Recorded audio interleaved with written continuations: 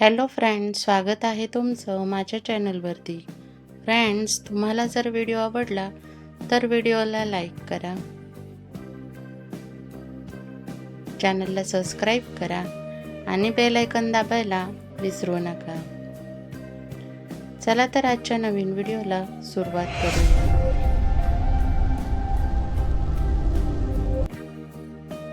बाळंतपण ही कथा आहे एका साध्या स्त्रीची, जिला बाळंतपणात मृत्यूच्या दारातून परत आणणारा तिचा आईपणाचा संघर्ष घडवून आणतो. या कथेचं केंद्र असेल सुमन, एक तरुणी जिचं आयुष्य एका वेदनादायी आणि प्रेरणादायी प्रसंगानंतर पूर्ण बदलून जातं. आई होण्याची चाहूल. समस्त स्त्रीवर्गाला समर्पित ही रचना. बाळंत या शब्दाचाच अर्थ मुळात बाळ तरी नाही तर अंत तरी असा आहे. गर्भात आकारला आलेला जीव पूर्ण रूपात साकारताना मांडलेला जीवाचा आकांत म्हणजे बाळंतपण. बाळंतपण म्हणजे असतो बाईचा नवा पुनर्जन्म. बाईपणातून आईपणात रूपांतर होणारी अच्युत पातळी म्हणजे बाळंतपण. बाळंतपणाच्या प्रस्तुती वेदनाची तीव्रता असते तरी किती? 43 डेल इतकी, म्हणजे माणसाची 20 हाडे फ्रॅक्चर झाल्यानंतर जितका वेदना होतात माणसाला, तितक्याच वेदना बाळंतपणात सहन कराव्या लागतात बाईला. दुःखातून जन्म पावणाऱ्या वेदना वाहतात नेहमी दुःखाचा भार, पण इथं असतं उलटं. वेदनेतून सुख जन्माला येतं आणि शेवटी मानते ती या वेदनाचाच आभार. वेदना कोणाला हवीशी वाटेल, परंतु कितीही असह्य असले तरी तिला त्या हव्याशा वाटतात. वेदना नको म्हणून कुठलीही बाई नाकारत नसते कधीच बाळंतपण. मरण यातना भोगून पुन्हा मिळणार असते तिला जिवंतपण. वेदनेचं ते बाळंतपणाचं नातं असतं अतूट. सोसते नसते तरी सोसते, अनावर किंकाळी फुटत असते. व्याकुळ होते, कासावीस होते, भान हरपून जात असते आणि जीवन मरणाच्या मधली झुंज बाई देत असते. शेवटी बाळ तरी नाही तरी अंत तरी, इतक्या अटीतटीची निकराची झुंज असते. बाळंतपण म्हणजे कित्येक बाया बाळंतपणात आई होताना गेल्या आहेत, हे जग सोडून मागे एखादं गोंडस बाळ ठेवून. कित्येक आया आजही भोगतात बाळंतपणानंतरच्या कळा अजून, पण नसते कधीच भीती त्यांच्या मनात अशी दुर्दैवी घटनांची. किती मोठा त्याग असतो ना बाईचा आई होण्यासाठी. शरीरासोबत जीवाचं समर्पण देते ती यासाठी. शेवटी अनंत यातनेचा वेदनेचा अंत पाहणाऱ्या सहनशीलतेचा सामना करून होते ती बाळंतपण. टाकते सुटकेचा निश्वास, देते एका जीवाला श्वास, जणू ओतते आपला जीव त्या जीवात. हाडामासाचं जिवंत साजवंत सुंदर कलाकृती साकारणारी विश्वातली एकमेव द्वितीय कलाकंत असते ती म्हणजे बाळंतीण.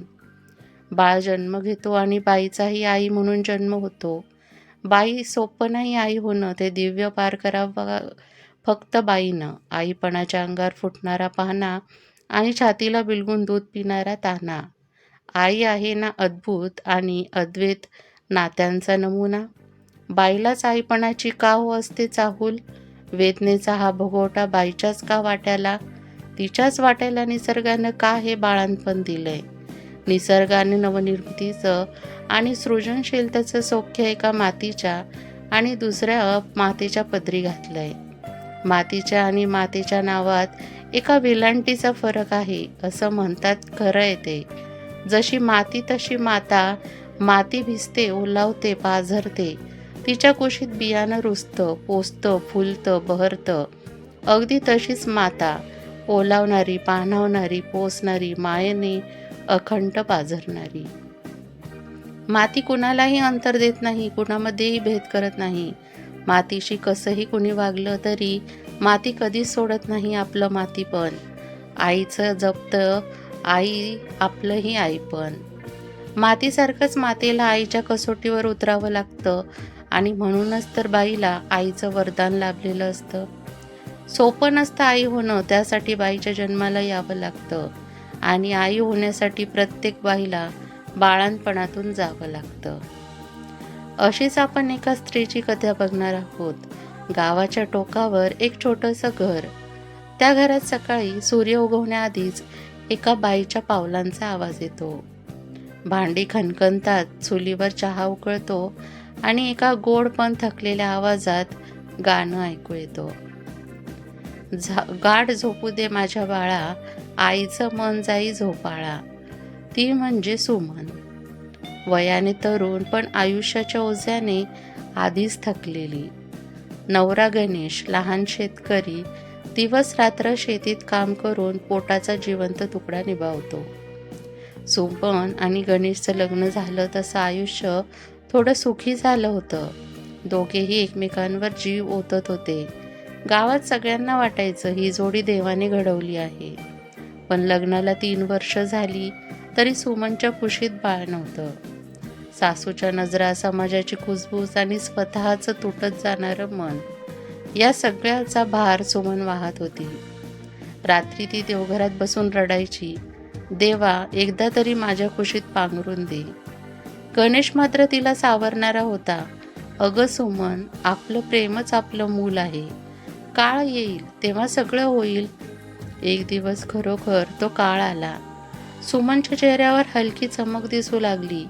तिची चाल सावकाश झाली आणि एका सकाळी गावातल्या दाईने हसत सांगितलं, अगं सुमन, तुला आई होणार आहेस. क्षणभर सुमनच्या अंगातून वीज गेली. तिचं मन एकदम थरथरलं. मी आई? ती गणेशच्या गळ्यात पडली. त्याचे डोळे पाणवले. आपल्याला बाळ होणार आहे सुमन. तेव्हापासून सगळं जग वेगळं झालं. ती आता फक्त सुमन नव्हती, ती एक होणारी आई होती. गावाचं आयुष्य, काळजी आणि प्रेम. सुमनची सासूही आनंदी होती. तिने म्हणलं, देव अखेर दया दाखवली. माझ्या घरात वारसा येतोय. गणेशने कामात अधिक जोम घेतला. तो सुमनसाठी फळं आणायचा, दुधात बदाम घालायचा, रात्री तिच्या पायांना तेल चोळायचा. सुमनही त्या आनंदात न्हाऊन निघत होती. तिचं पोट वाढत चाललं तसं तिचं प्रेमही बाळावर वाढत गेलं. ती दररोज देवघरात दिवा लावत म्हणायची, देवा माझं लेकरू निरोगी असू दे. माझा जीव जरी गेला तरी त्याला काही होऊ देऊ नको. हीच ओळ नंतर तिच्या आयुष्याची सत्यता ठरली. 9व्या महिन्याची रात्र. आषाढ संपला. पाऊस बरसत होता. एका संध्याकाळी वीज कडाडत होती. सुमनच्या अंगात विचित्र वेदना सुरू झाल्या. ती वाकून बसली. गणेश, मला वाटतं वेळ आलीये. गणेश धावत बाहेर पडला. गावातल्या दाईबाईला बोलवलं. सासू देवासमोर नमस्कार करत होती, हात जोडलेले. देवा, माझ्या सुनबाईचा जीव वाचव. रात्री गडद होत गेली आणि सुमनच्या किंकाळ्या आकाशात घुमू लागल्या. वारा, पाऊस आणि वेदना तिन्ही अंगावर कोसळत होते. दाईबाईच्या हातात घाम. गणेशचे डोळे लाल झाले होते. जोर लाव ग सुमन, अजून थोडं. मी लावते पण श्वास नाही उरला ग माई. ती किंकाळी फुटली. आई ग. आणि मग अचानक सगळं शांत. काही क्षण काहीच आवाज नाही. सगळे थबकले आणि मग किलबिल बाळाच्या रडण्याचा आवाज आला. पण सुमन मात्र बेशुद्ध. तिचा श्वास मंदावलेलाच होता. गणेशने तिचा हात पकडला. सुमन, उठ ग, पहा आपलं लेकरू. दाईबाईने हलक्या आवाजात सांगितलं, बाळा जिवंत आहे पण आई संकटात आहे. त्या क्षणी गणेशचं आयुष्य संपल्यासारखं झालं. मृत्यूच्या दाराशी 3 दिवस सुमन अर्धमृत अवस्थेत पडली होती. तिचं शरीर जणू सर्व शक्ती हरवलेलं. डॉक्टर म्हणाले 3 दिवसात शुद्ध आली नाही तर गणेशने देवघरात हात जोडले. त्याच्या डोळ्यात पाणी, ओठांवर शब्द नव्हते. तो बाळाकडे पाहायचा, छोटं गुलाबी, आईच्या कुशीत यायला आसुसलेलं. आणि सुमन श्वास घेत होती, एकदम मंद. 3ऱ्या दिवशी सकाळी बाळ रडायला लागलं. गणेशने ते उचलून सुमनच्या शेजारी ठेवलं. ते बाळ तिच्या छातीवर पडताच जणू चमत्कारच झाला. तिच्या डोळ्यात पाणी आलं, ओठांनी हलकीशी कुजबुजली. माझं लेकरू. सगळे थरारले. गणेश ओरडला. सुमन जागी झाली. डॉक्टर धावले.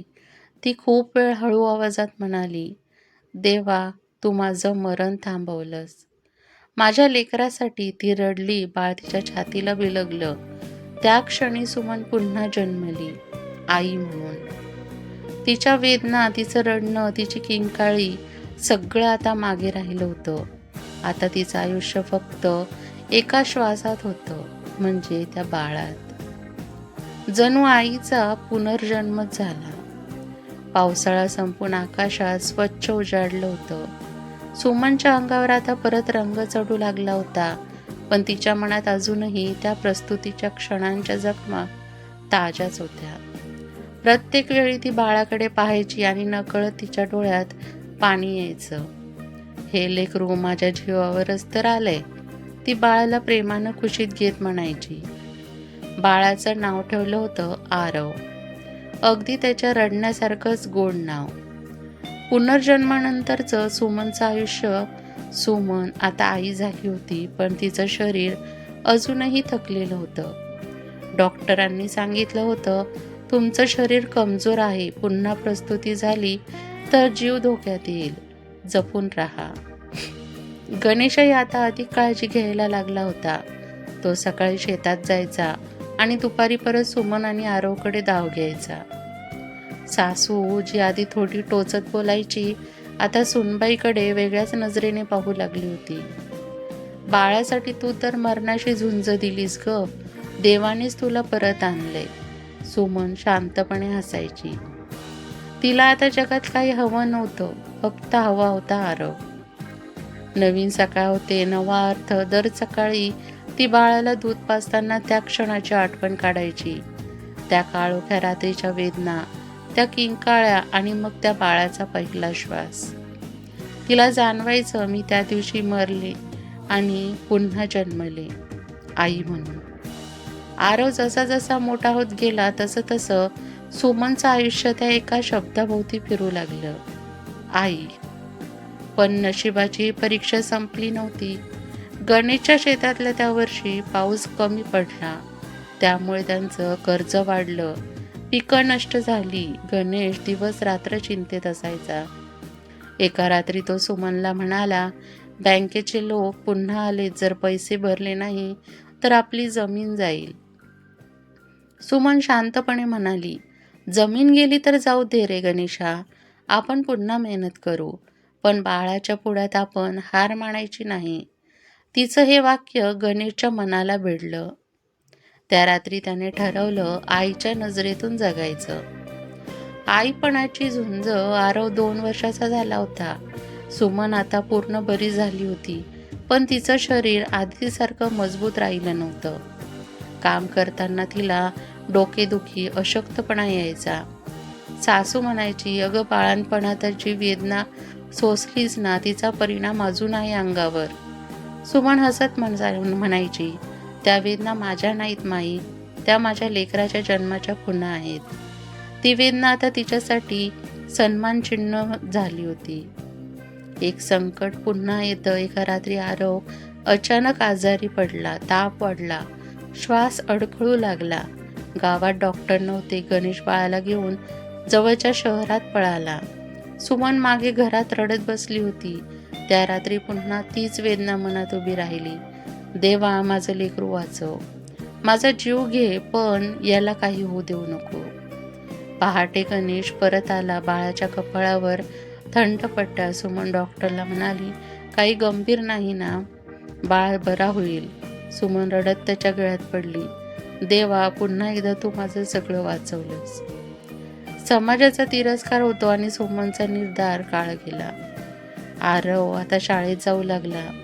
सुमन गावातल्या इतर बायांना मदत करू लागली, विशेषतः ज्या बाळातपणाच्या भीतीने थरथरत होत्या. ती म्हणायची, वेदना भीतीदायक नाही, तीच तर मातृत्वाची खरी सुरुवात आहे.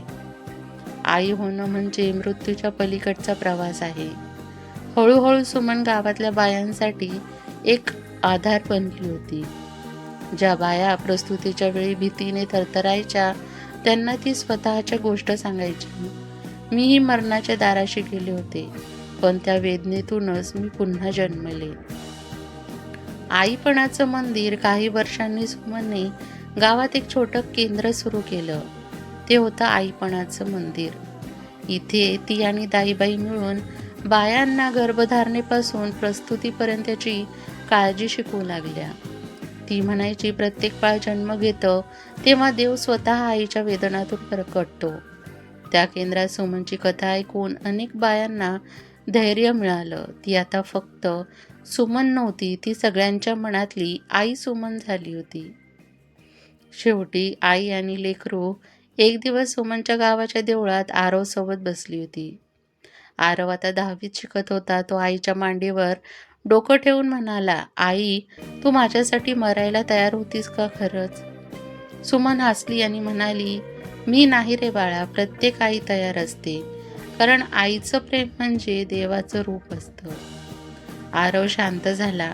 सुमनच्या डोळ्यात अश्रू चमकली. ती देवाकडे पाहत कुजबुजली, धन्य तू देवा, मला बाळांपणाचं वरदान दिलंस, म्हणजे जगण्याचा खऱ्या अर्थानं कारण दिलंस. या कथेतून आपल्याला संदेश मिळतो, वेदना म्हणजे शेवट नव्हे, ती नवजीवन देणारी शक्ती आहे. प्रत्येक बाळ जन्म घेते तेव्हा एक आईही पुन्हा जन्मते. आई सुमनचं अमरत्व वेळ पुढे सरकत गेली.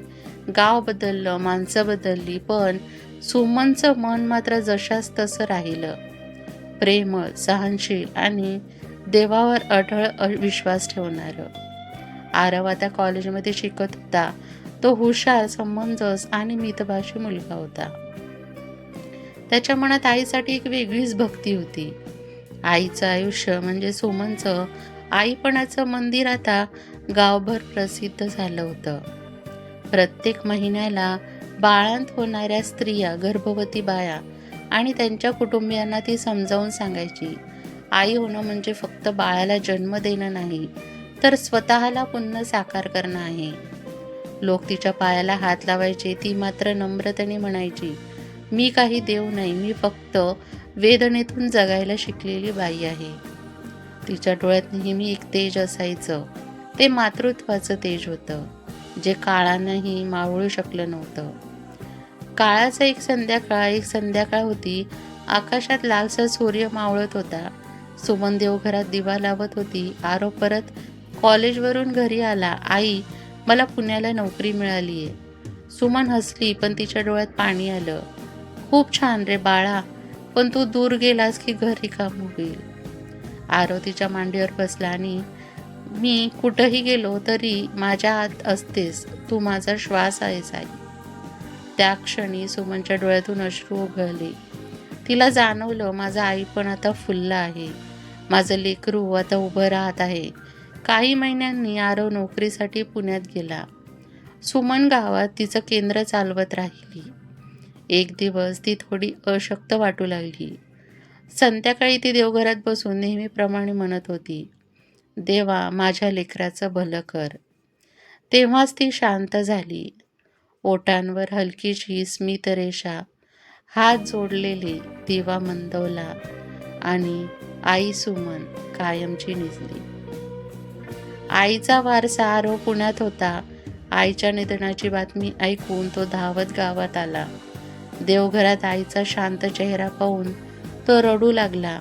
त्याने तिच्या हातातला दिवा पुन्हा पेटवला आणि म्हणाला, आई, तू गेली नाहीस, तू तर प्रत्येक वेदनेत, प्रत्येक मातीमध्ये जिवंत आहेस. त्या दिवशी आरवने ठरवलं, आईचं काम पुढे नेणार. त्याने आईपणाचं मंदिर मोठं करून एक मातृसहाय्य केंद्र स्थापन केलं. ते केंद्र आजही त्या गावात चालते, जिथे प्रत्येक आईला तिच्या वेदनेतून धैर्य मिळतं. सुमनच्या कथेतून आशा मिळते. आई मरत नाही, ती प्रत्येक जन्मात पुन्हा जन्म घेते. बाळ जन्माला येतं तेव्हा ती पुन्हा साकारते. तिचं आईपण म्हणजे देवाचं अस्तित्व वेदनेतून निर्माण झालेलं, अमर आणि निर्मळ. कथेचा संदेश आपल्याला सांगतो, आई होणं म्हणजे केवळ बाळाला जन्म देणं नव्हे, तर स्वतःचा पुनर्जन्म घडवणं आहे. ती वेदना म्हणजे सृजनाची सुरुवात आहे आणि प्रत्येक आई त्या वेदनेतून देवाचं रूप धारण करते. ही होती सुमनची कथा, जन्म एका आईचा. एक हृदयस्पर्शी प्रवास, वेदनांमधून उमललेल्या मातृत्वाचा आणि स्त्रीच्या अमर शक्तीचा. फ्रेंड्स, तुम्हाला कथा कशी वाटली हे कमेंट बॉक्समध्ये नक्की सांगा.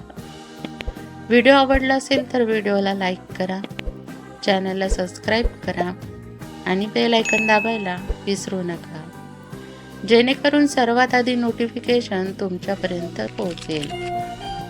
व्हिडिओ बघितल्याबद्दल धन्यवाद.